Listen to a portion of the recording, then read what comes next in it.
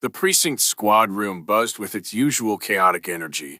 Phones ringing, boots thudding on linoleum floors, and officers exchanging banter over steaming cups of coffee. Officer Tara Mitchell stepped inside, her head held high. She scanned the room for her partner, Officer Ryan Cole, who sat at the far end of the room, arms crossed and eyes glued to his phone. Tara moved toward him, greeting a few colleagues along the way. "Morning, Ryan," she said as she sat beside him. Ryan didn't look up. "Morning," he muttered, his tone devoid of warmth. Captain Briggs strode in, silencing the chatter. His booming voice filled the room. "Listen up. Today's briefing is short and sweet.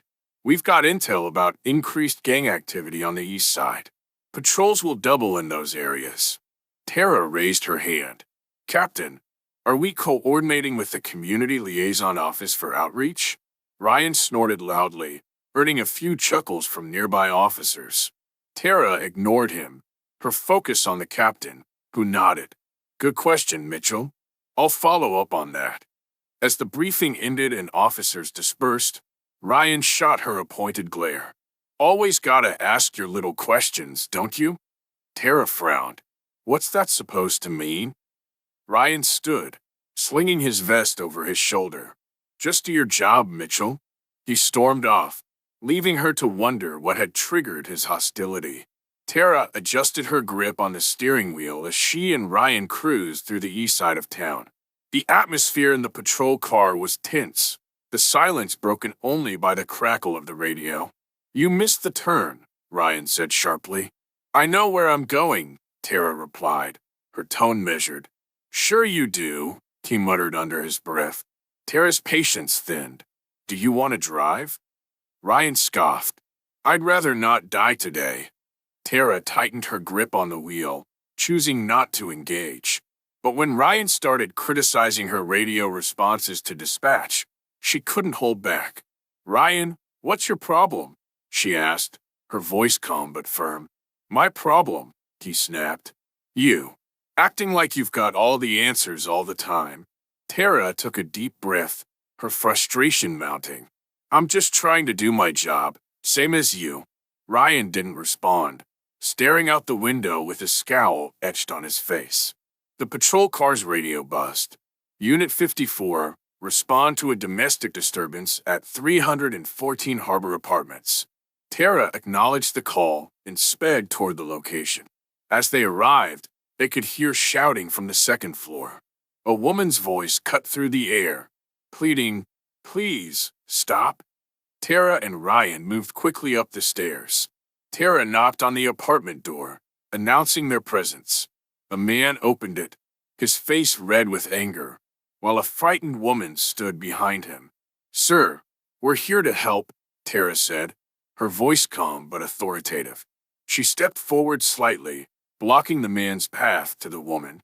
Ryan stood back, arms crossed. "Let's wrap this up quickly," he muttered. Tara ignored him, focusing on the woman. "Ma'am, are you okay?" The woman nodded hesitantly, her eyes darting to the man. Tara gently guided her to the side, creating space between her and her aggressor. The man's voice rose again. "She doesn't need your help." Tara glanced at Ryan, expecting backup, but he remained rooted in place, his expression detached. "We're just here to make sure everyone's safe," Tara said firmly, diffusing the situation until the man finally calmed down. As Tara and Ryan walked back to the patrol car, Ryan's frustration boiled over. "You just had to play the hero, didn't you?" he said bitterly. Tara stopped in her tracks. "Excuse me? What's your deal, Ryan?" "My deal is that you think you're better than everyone else," he spat. "Always taking charge, always showing me up." Tara shook her head in disbelief. "You're imagining things. I was doing my job." Ryan turned abruptly, stepping closer to her. "Don't tell me how to do my job," he growled. "Back off, Ryan," Tara warned. But instead of backing off, he shoved her shoulder with enough force to make her stumble. Tara's hand instinctively moved to her sidearm, though she didn't draw it. "Don't put your hands on me," she said, her voice low and steady. Ryan's eyes flared with anger. In one quick motion, he slapped her across the face. The sharp sound echoed in the empty parking lot. Tara froze, her cheeks stinging and her mind racing. For a moment, neither of them spoke. Then Tara straightened, her voice cold and resolute.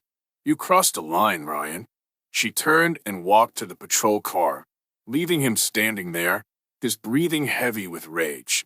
Back at the precinct, Tara entered the locker room, avoiding eye contact with her colleagues. She locked herself in a stall and stared at her reflection in the small mirror inside. The red mark on her cheek was stark against her brown skin, a painful reminder of what had just happened. Her hands trembled as she splashed cold water on her face. "Get it together," she whispered to herself. Ellen, one of the older officers, entered the room. "Hey, Tara," she called. Tara stepped out hesitantly. Ellen's eyes immediately fell on the mark. "What happened?" she asked, her voice laced with concern. "Nothing," Tara said quickly, avoiding her gaze. "Tara," Ellen said firmly, "that's not nothing." Tara hesitated, her mind racing.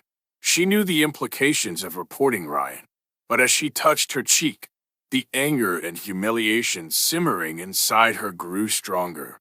Tara sat in her car, parked in the precinct lot. Her phone buzzed with a text from her younger brother. "You're my hero, sis. Be safe out there." Tara clenched her jaw, tears threatening to spill. She thought about the women she had helped escape abusive situations. Could she face herself if she stayed silent about what Ryan had done? She dialed a number. The phone rang twice before a voice answered. "Internal Affairs. How can I help you?" Tara hesitated, but forced the words out. "I need to report an assault by a fellow officer." The next morning, Tara walked into the precinct with a knot in her stomach. Conversations halted as she passed by, the silence deafening. She could feel the weight of their stares, the unspoken judgments hanging in the air. Ryan sat at his desk, laughing loudly with a group of officers as though nothing had happened. When their eyes met, his smile faded, replaced by a glare that sent a chill down her spine. Ellen caught up with Tara near the coffee machine. "Did you report it?" she asked quietly. Tara nodded. "I did." Ellen squeezed her shoulder. "Good. Now don't back down." Tara took a deep breath. She had taken the first step, but she knew the battle was far from over. Tara sat in her car outside the precinct, the events of the day replaying in her mind. The memory of Ryan's hand striking her cheek felt as fresh as if it had just happened. Her jaw tightened as she glanced at the clock on her dashboard, its glowing numbers marking the passage of time she had spent sitting, debating. A text pinged on her phone, startling her. It was from her younger brother. "Proud of you, sis. Stay strong out there." The words hit her like a wave, and for a moment, her resolve wavered. Would he still be proud if he knew she had been attacked? By a fellow officer, no less? Tara swallowed hard, her fingers hovering over her phone. She dialed the precinct's Internal Affairs hotline before she could talk herself out of it. "Internal Affairs," a calm voice answered. Tara gripped the phone tighter, her voice trembling. "I need to report an incident involving another officer." The next day, Tara found herself in a sterile conference room, seated across from two Internal Affairs officers. One was a tall man with piercing gray eyes. The other, a younger woman, typed diligently on a laptop. "Officer Mitchell," the gray-eyed officer began, leaning forward. "We understand you've made a serious allegation against Officer Cole. Please recount the events in detail." Tara took a deep breath and began, her voice steady but measured. She described the tension that had been building, Ryan's growing hostility, and the incident in the parking lot. "He hit you," the officer confirmed, watching her closely. "Yes," Tara said, her hands clasped tightly in her lap. "He hit me." The younger officer looked up from her laptop. "Do you have witnesses?" Tara hesitated. "No. It happened after we cleared a domestic call. The civilians didn't see it either." The gray-eyed officer nodded but said nothing, the weight of her words hanging in the air. We'll investigate. These cases can be challenging, but we take all allegations seriously. Tara left the room feeling exposed, as though she'd laid her soul bare, but she refused to regret her decision. The precinct was buzzing when Tara arrived later that day. Conversations halted as she walked through the squad room, replaced by furtive glances and muttered whispers. She heard fragments of speculation. Did you hear about Mitchell and Cole? She's saying no way, Cole wouldn't do that. Tara tried to focus on her work, but the weight of the stairs was unbearable. She went to the break room to gather herself, where Ellen was waiting. You okay? Ellen asked gently, her concern evident. I don't know, Tara admitted, her voice barely above a whisper. It feels like everyone's against me already. Ellen frowned. Not everyone. You're doing the right thing, even if it doesn't feel like it. Tara was leaving the squad room when she felt someone fall and step beside her. She turned to see Ryan, his face twisted in anger. You think you're smart, reporting me? He hissed, his voice low enough that no one else could hear. Tara stopped walking and turned to face him, her gaze unwavering. I think I'm doing what's right. Ryan leaned in closer, his tone menacing. You've just made the biggest mistake of your life. You'll regret this. Tara stood her ground. Do your worst, Ryan. I'm not backing down. For a moment, they stared at each other, the tension thick. Then Ryan walked away, leaving Tara's heart pounding.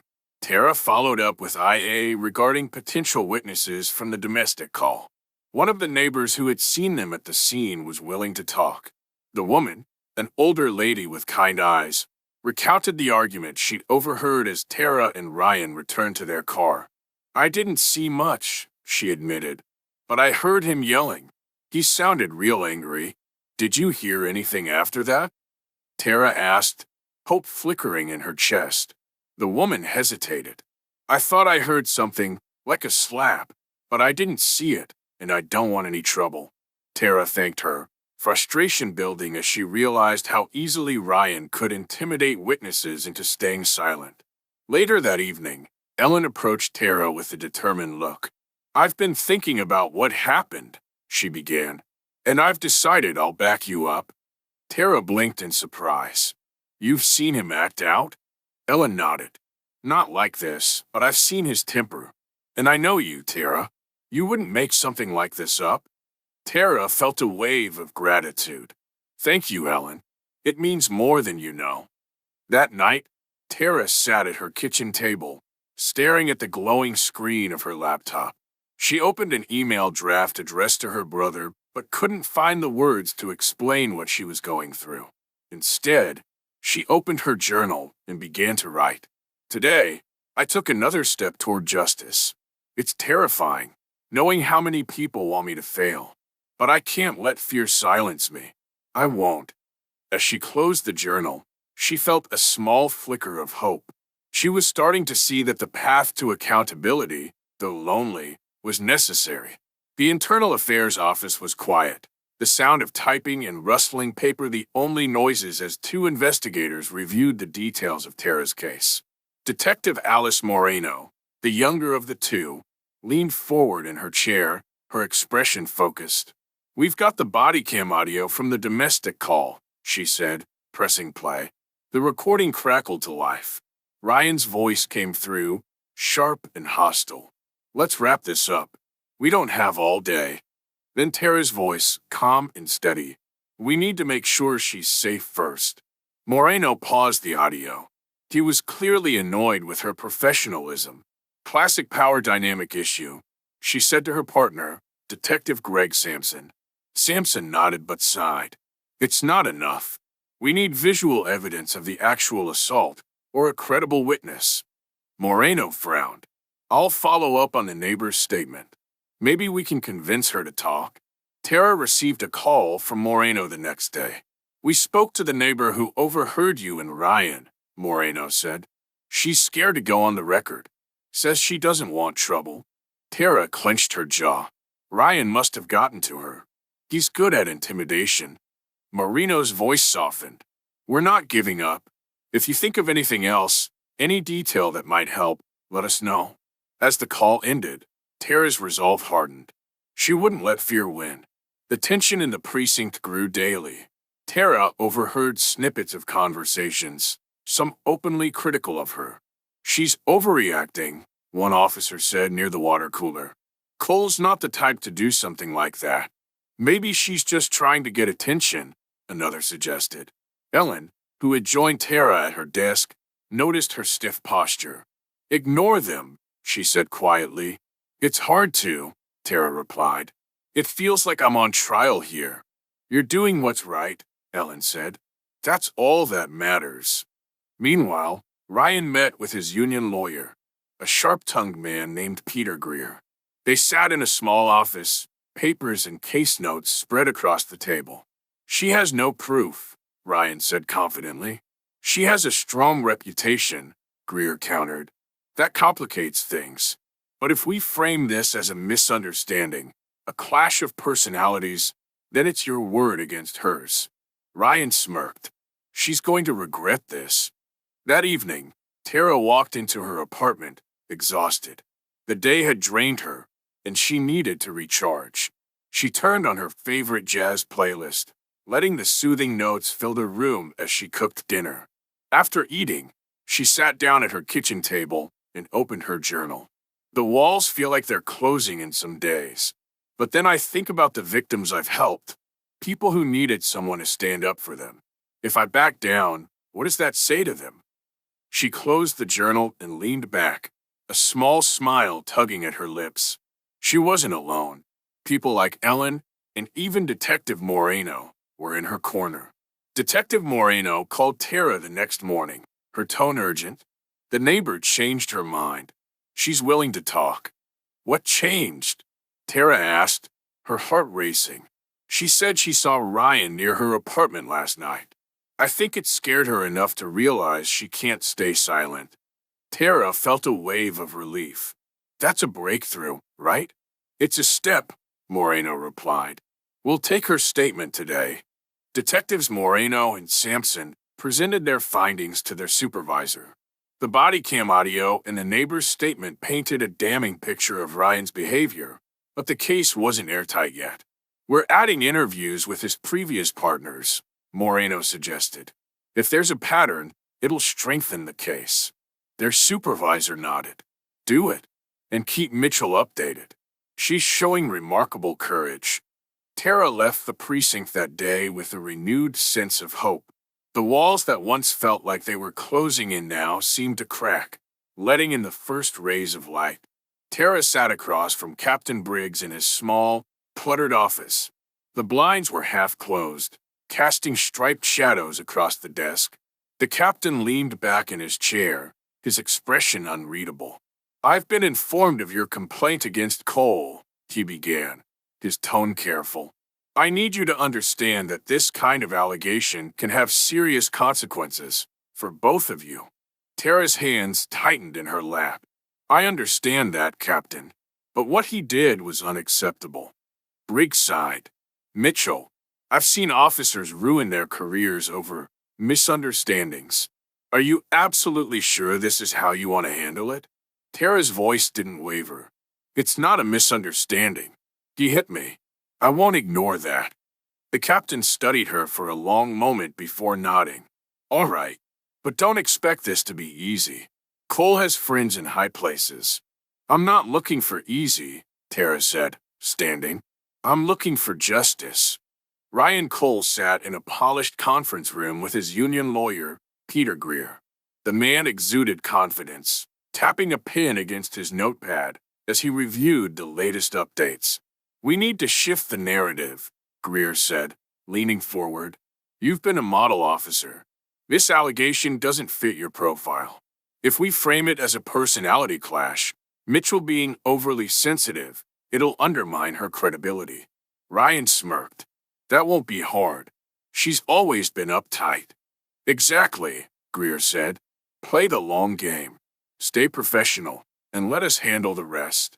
Ryan leaned back, his smirk widening. She doesn't stand a chance.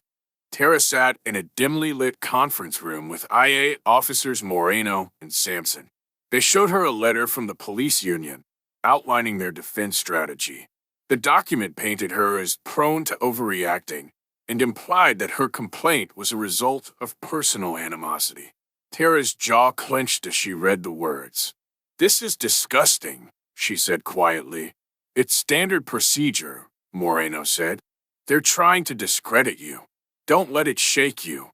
Sampson added, "We have the facts on our side. Stick to the truth, and it'll hold up." Tara nodded, determination flickering in her eyes. "Let's make sure it does." That evening, Tara turned on the local news, only to see her case mentioned in a sensationalized segment. The anchor reported on allegations of misconduct within the precinct but framed it as a he-said-she-said dispute.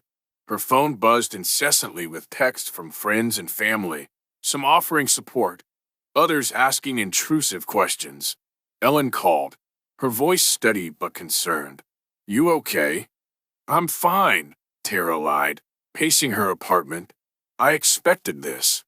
Ellen hesitated. "You're stronger than most of us, Tara. Just remember you're not alone."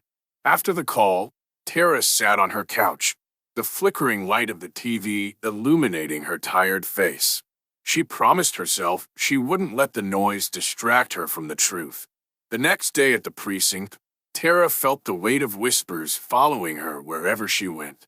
Conversations stopped as she entered rooms, and a few officers even avoided eye contact. She overheard one officer muttering to another near the coffee machine.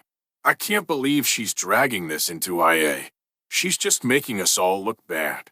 Tara squared her shoulders and walked past them, her face impassive. Inside, the isolation stung, but she refused to let it show. Ellen caught up with her in the hallway. "They're cowards," she said bluntly. Tara smiled faintly. "They're scared. That's how change starts." During roll call, Ellen unexpectedly spoke up. "I need to say something," she said, stepping forward. The room fell silent as she continued. "There's been a lot of talk about Mitchell's complaint, but I've worked with her for years, and I can tell you she's one of the best officers here. She's doing what's right, and anyone who can't see that should take a good look at themselves." Tara's chest tightened as she watched Ellen sit back down, the silence in the room now tinged with discomfort. After roll call, Tara pulled Ellen aside. "You didn't have to do that," she said. Ellen shrugged. "Yes, I did." Behind closed doors, the precinct leadership debated how to handle the growing tension. Captain Briggs paced the room. "This is spiraling. Cole's got the union backing him, and Mitchell's making waves in the press. If we don't get ahead of this, it'll blow up." The chief of police, a stern woman with decades of experience, folded her hands. "And if we don't take this seriously, it'll blow up worse. We have to show we're holding everyone accountable." Briggs hesitated. "That's easier said than done." The chief's eyes hardened. "Then start saying it and doing it." The precinct felt colder every day. Tara walked into the squad room, her usual confidence muted by the weight of whispers. The tension was no longer subtle. Conversations stopped when she entered, and her colleagues made no effort to hide their divided loyalties. Ellen, always by Tara's side, whispered, "Ignore them. They're cowards." Tara gave a small nod, her eyes scanning the room. She caught Ryan leaning casually against the wall, laughing with a group of officers. His confidence was palpable, his smirk infuriating. "Let him enjoy it while it lasts," Tara muttered under her breath. A local journalist reached out to Tara, asking for an interview about the alleged misconduct in the precinct. Though tempted to set the record straight, Tara declined. She couldn't risk compromising the investigation. The journalist published an article anyway. It highlighted Tara's clean record and strong community ties, but presented Ryan's defense as equally credible. Tara's phone buzzed nonstop with messages from friends and family. One text from her mother stood out. "You're stronger than this mess. Don't let them break you." The words bolstered her, but the weight of public scrutiny pressed heavily on her shoulders. Detectives Moreno and Sampson met Tara in a private room at the precinct to update her on the investigation. "We've interviewed two of Cole's former partners," Moreno said. "Both mentioned his temper but stopped short of confirming anything physical." Sampson added, "The neighbor's statement strengthens your case, and the body cam audio shows his hostility during the call. It's not a slam dunk, but we're building momentum." Tara nodded, her jaw tight. "I need to know he won't get away with this." Moreno placed a hand on her shoulder. "We're doing everything we can. Just hold on." Ryan hosted a small gathering of union-backed officers at a local bar. The atmosphere was charged with camaraderie, but the conversation was toxic. "She's ruining my reputation," Ryan said, nursing a drink, "all because she can't handle a little pressure." An officer laughed. "Don't worry. We've got your back." Ryan smirked, raising his glass. "To loyalty." Though the group cheered, their confidence was misplaced. IA was closing in, and Ryan's bravado masked his growing fear. Tara received an unexpected call from Moreno late one evening. "One of Ryan's former partners wants to talk," Moreno said. "He's ready to go on the record about Ryan's aggression." Tara felt a flicker of hope. "Do you think this will be enough?" "It's a big piece of the puzzle," Moreno replied. "We're getting closer."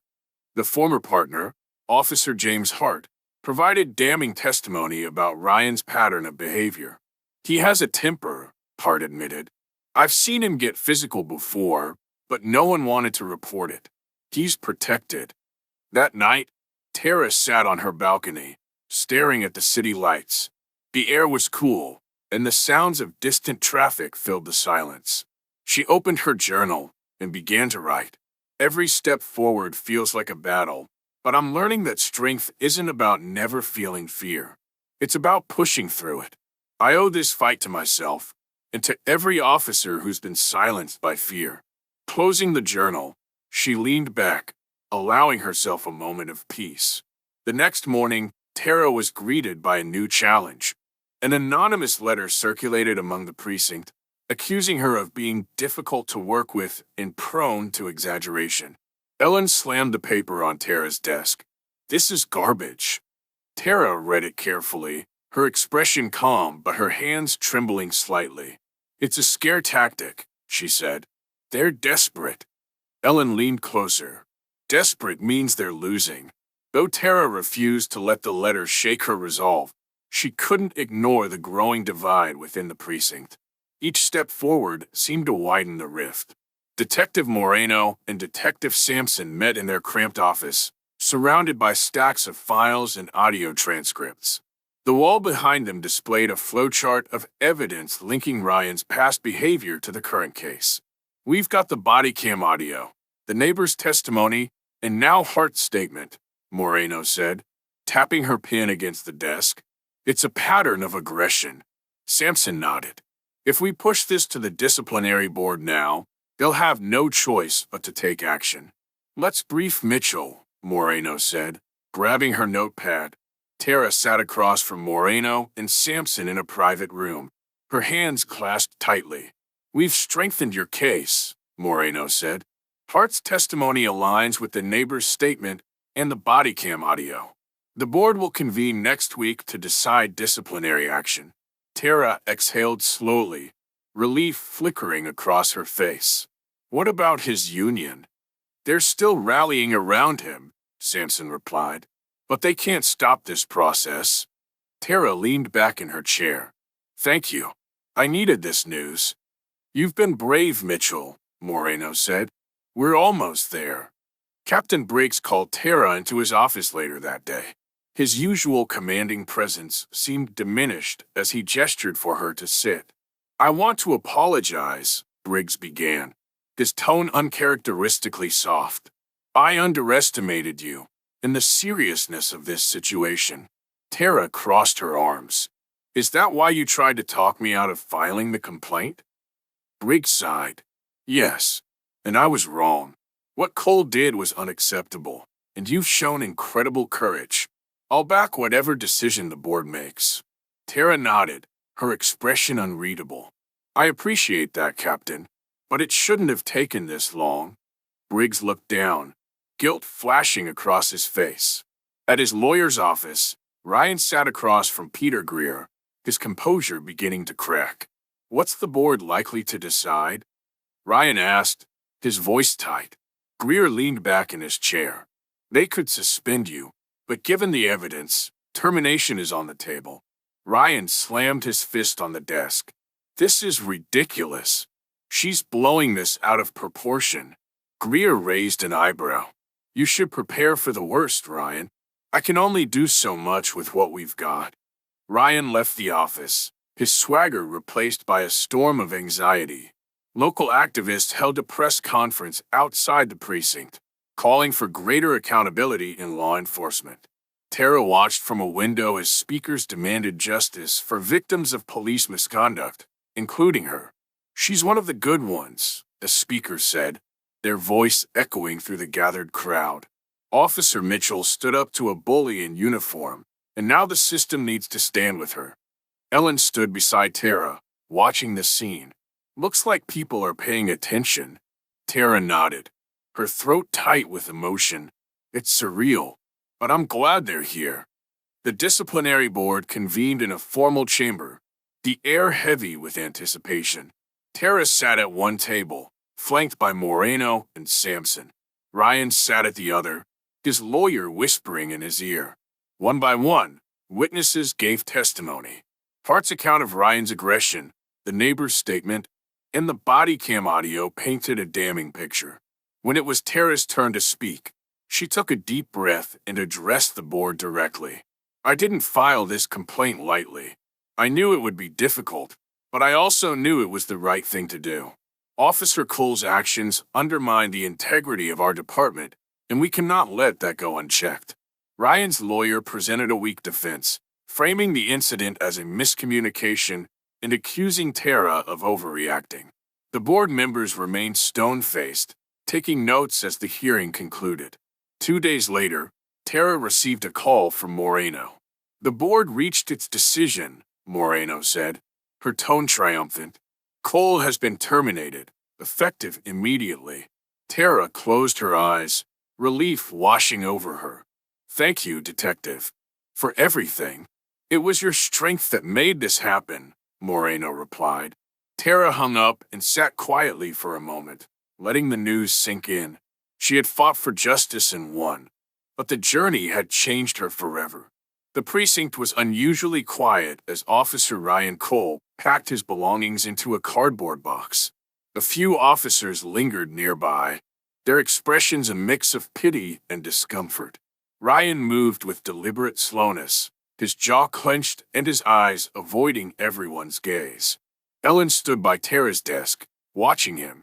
He still looks like he thinks he's the victim, she muttered. Tara didn't look up. Let him think what he wants. He's gone. That's what matters. Ryan paused at the door, his gaze briefly meeting Tara's. His eyes burned with anger, but he said nothing, walking out without a word. The door closed behind him with a heavy finality. The precinct was still divided in the days following Ryan's termination. Some officers avoided Tara, their loyalty to Ryan preventing them from seeing her side of the story. Others, like Ellen, rallied behind her. Tara addressed her squad during roll call one morning, her voice steady but firm.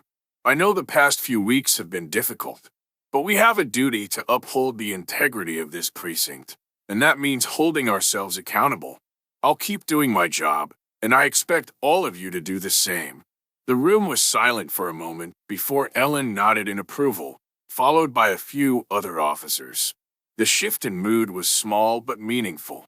Tara's case continued to draw media attention. Local outlets praised her courage, and a few national platforms picked up the story, framing it as a rare example of accountability in law enforcement. A journalist approached Tara outside the precinct one afternoon. Officer Mitchell, do you have a statement about the decision to terminate Officer Cole? Tara stopped, her posture calm and professional. My focus has always been on doing what's right for the community and the department. This wasn't an easy journey, but I hope it inspires others to stand up for what's right. Her response was brief but powerful, earning her respect from viewers and colleagues alike. That evening, Tara sat on her balcony, her journal open on the small table beside her. The city lights shimmered in the distance, a quiet backdrop to her thoughts. She wrote, "The battle is over, but the scars remain. I stood up for myself and for justice, but I can't ignore the pain this process caused, not just for me, but for the people who supported me. Still, I wouldn't change a thing. Progress requires sacrifice, and I'm willing to bear that burden." She closed the journal and leaned back, letting the cool night air wash over her. Ellen invited Tara to dinner at her home, a cozy space filled with family photos and the aroma of home-cooked food. As they sat at the table, Ellen poured Tara a glass of wine. "You've been through hell, but you came out stronger," Ellen said, raising her glass. Tara smiled faintly. "It doesn't feel like it some days." Ellen leaned forward. "That's because you're still healing. Give yourself time, Tara. You've done something incredible." They clinked glasses, and for the first time in weeks, Tara allowed herself to relax. The precinct assigned Tara a new partner, Officer Miguel Reyes, a soft-spoken but capable young officer. As they sat in their patrol car during their first shift together, Miguel broke the silence. "I just want to say, I admire what you did. It couldn't have been easy." Tara glanced at him, surprised by his candor. "Thank you. It wasn't." Miguel nodded. "If there's one thing I've learned from you, it's that standing up for what's right matters, even when it's hard." Tara smiled. "Let's make sure we live by that out here." While on patrol one afternoon, Tara and Miguel stopped at a local park to respond to a disturbance. As they resolved the issue, a woman approached Tara with her young daughter in tow. "Are you Officer Mitchell?" the woman asked. "Yes," Tara replied, unsure what to expect. "I just wanted to thank you," the woman said, her voice trembling. "What you did, it gives people like me hope that there's good in the system." Tara knelt to the child's level, smiling gently. "Thank you for saying that. It means a lot." The little girl hugged her unexpectedly, and Tara felt a lump rise in her throat. A week after Ryan's departure, Tara was called into Captain Briggs's office. She entered cautiously, unsure of what to expect. The captain gestured for her to sit, his expression softer than usual. "Mitchell, I've been watching how you've handled yourself these past few weeks. You've shown resilience, integrity, and leadership." Tara blinked, caught off guard. "Thank you, Captain. We're looking to expand our community engagement initiative," he continued. "I want you to lead it. Build bridges with the people we serve, repair trust, and train the department on handling conflict the right way." Tara hesitated, the weight of the offer sinking in. "I'd be honored," she said finally. Though some officers congratulated Tara on her new role, others were less supportive. At the break room coffee machine, she overheard a conversation between two officers. "She's only getting this role because of all that drama," one muttered. "Yeah, now she's the poster child for the department," the other replied. Tara's hands tightened around her coffee cup, but she didn't respond. Instead, she walked away, reminding herself that she had nothing to prove to them. Her work would speak for itself. Tara met with a group of community leaders at a local rec center to discuss their concerns about the precinct's relationship with the neighborhood. A pastor spoke first. "There's a lot of mistrust. People don't feel safe calling the police." A young activist chimed in. "We need transparency, regular forums where people can voice their concerns without fear." Tara took detailed notes, her face thoughtful. "These are valid points. I want this to be a partnership, not just another top-down program." By the end of the meeting, the room felt lighter, hope beginning to replace skepticism. Tara stood in front of a room full of officers, her new role as the head of community engagement making this her first training session. "This job isn't just about enforcing the law," she began, her voice steady. "It's about protecting and serving people, listening to them, understanding them, and earning their trust." She outlined de-escalation techniques, shared personal stories, and engaged the officers in role-playing scenarios. One officer raised his hand. "What if they don't trust us, no matter what we do?" "Then you keep showing up," Tara replied. "Consistency builds trust over time." The session ended with a smattering of applause, small but genuine. While on patrol with Miguel, Tara responded to a call about a possible domestic disturbance. The scene brought back memories of the day Ryan struck her. Miguel noticed her hesitation as they approached the door. "You okay?" he asked quietly. Tara took a deep breath. "Yeah, let's go." The situation was tense, a couple arguing loudly, but Tara's calm demeanor quickly de-escalated it. As they walked back to the car, Miguel said, "You handled that perfectly." Tara managed a small smile. "Thanks. It's not always easy."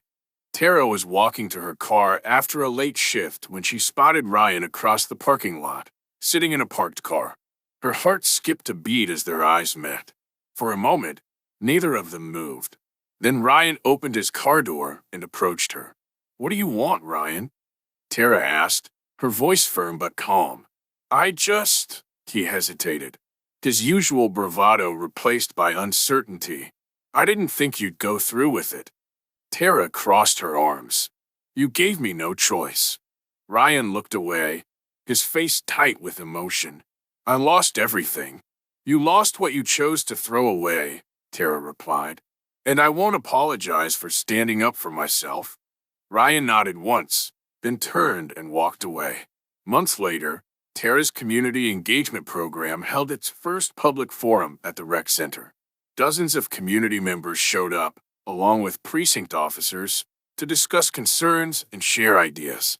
Tara stood at the front of the room, facilitating the discussion. "This is a space for honesty and collaboration," she said. "We're here to listen and learn." A young man raised his hand. "I've always felt like the police see us as suspects first. How do we change that?" Tara met his gaze. "By showing you that we're human, too, and by proving that we see your humanity in return." The forum ended with heartfelt applause, and Tara felt a deep sense of pride. Progress was slow, but it was happening. Months after Ryan's termination, the precinct felt different. The tension that had once defined Tara's workplace was easing, replaced by a cautious sense of change. Tara walked into the squad room one morning to find Ellen and Miguel discussing new de-escalation strategies introduced through her community engagement program. "I used it during a call yesterday," Miguel said, excitement in his voice. "It worked. No shouting, no resistance, just calm communication." Ellen glanced at Tara as she approached. "You're making waves, Mitchell. Good ones." Tara smiled, her heart warming at the acknowledgement. "It's a team effort." At the precinct's quarterly awards ceremony, the chief of police took the podium. "Today, we honor not only achievements in the field, but also the courage to enact change from within," she began. Tara's name was called, and the room erupted in applause as she approached the stage. The chief handed her a plaque inscribed with "For excellence in leadership and dedication to integrity." Tara's speech was brief but powerful. "This isn't about me," she said, her voice steady. "It's about all of us committing to do better, for our colleagues, for our community, and for the next generation of officers." As she stepped down, she saw Ellen wiping a tear from her eye and Miguel giving her a thumbs up.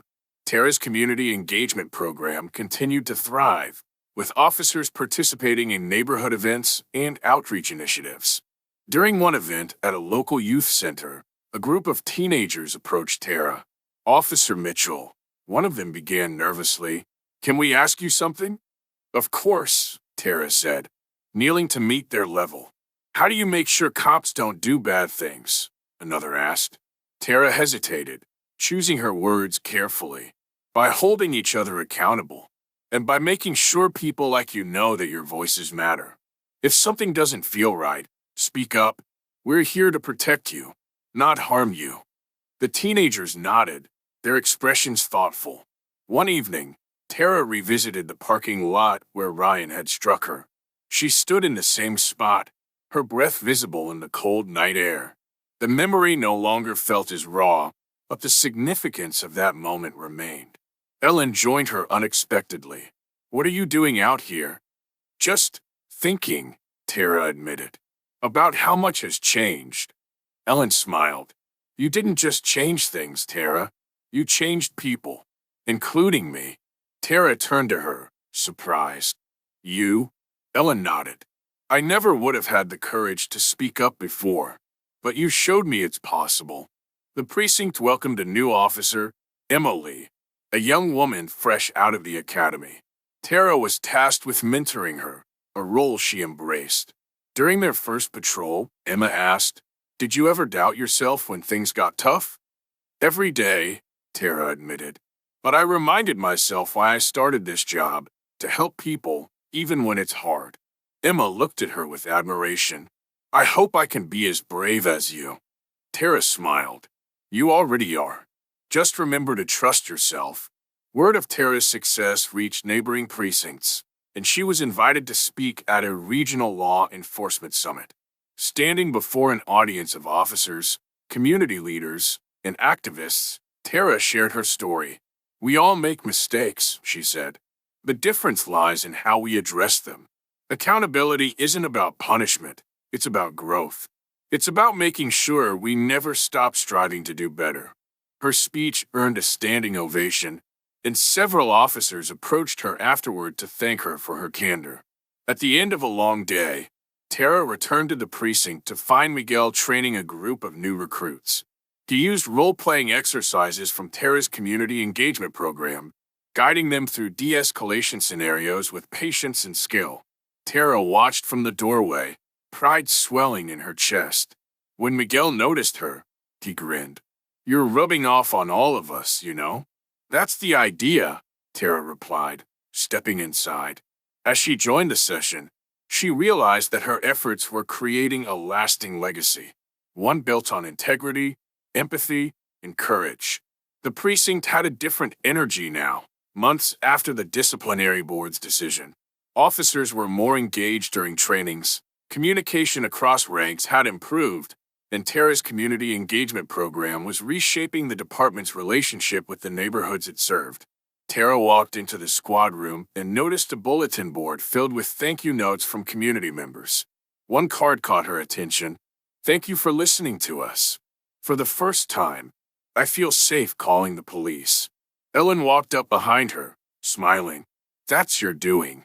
Tara shook her head. "It's all of us. Change only works when it's collective." Tara received an email summoning her to the chief of police's office. The formal tone made her pause, but she went anyway, curious about the meeting. The chief stood as Tara entered, offering her a firm handshake. "Officer Mitchell, I wanted to personally thank you for your work. Your dedication hasn't gone unnoticed." Tara nodded, still unsure where this was going. "We're creating a department-wide initiative based on your program," the chief continued. "We'd like you to oversee its implementation across all precincts." Tara's breath caught. "That's a huge responsibility, and one I believe you're ready for," the chief said, smiling. Tara's new role required her to leave her current precinct, a bittersweet moment. She gathered her things slowly, reflecting on the years she'd spent there. Ellen and Miguel appeared at her desk, both looking forlorn. "So, this is it?" Ellen asked, her voice tinged with sadness. "It's not goodbye forever," Tara said. "I'll still be around." Miguel grinned. "You're going to change the whole department. No pressure." Tara laughed softly. "Thanks for the reminder." As they walked her out, the entire squad room applauded, a gesture of respect that brought tears to her eyes. In her new role, Tara led a department-wide training session in a large auditorium. Officers from every precinct filled the seats, their expressions ranging from skeptical to intrigued. Tara began by sharing her story, not just the conflict with Ryan, but her journey toward building trust and integrity within the force. "This isn't just about rules or protocols," she said. "It's about understanding that every decision we make impacts lives, not just the people we serve, but the people we work alongside." By the end of the session, the room erupted in applause, and several officers approached her, inspired to bring her methods back to their own precincts. In a small apartment far from the precinct, Ryan Cole sat alone, scrolling through news articles on his phone. One headline caught his attention: Officer Tara Mitchell reshapes law enforcement accountability. He read the article in silence, his expression unreadable. The story painted Tara as a trailblazer, someone who stood against injustice and transformed her department. Ryan tossed his phone aside and leaned back, his eyes fixed on the ceiling.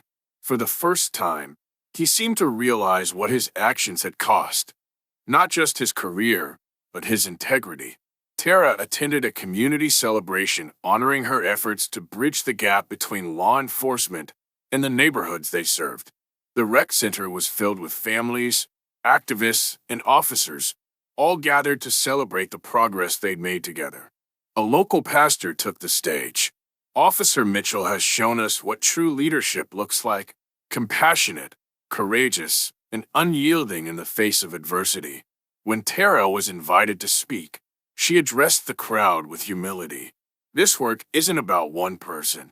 It's about all of us choosing to stand for what's right, even when it's hard. Together, we've proven that change is possible. Later that evening, Tara returned home and sat on her balcony with a cup of tea.